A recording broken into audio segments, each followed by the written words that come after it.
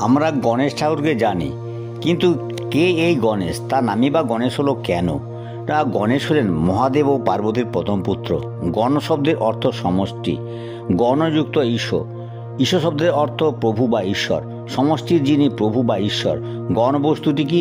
পুরাণে দুই ধরনের গণ পাওয়া যায়, যথা শিবানুচরগণ ও প্রমথগণ। আর দেবতাদের গণ দেবগণ। যদিও মানুষদেরও গণ আছে, সেক্ষেত্রেও চলবে, কিন্তু তিনি তো মানুষ নন, তাই দেবতাদের মধ্যে যিনি নায়ক, দেবনায়ক। গণ শব্দের অন্য অর্থও আছে। গণ অর্থ সেনাবাহিনী।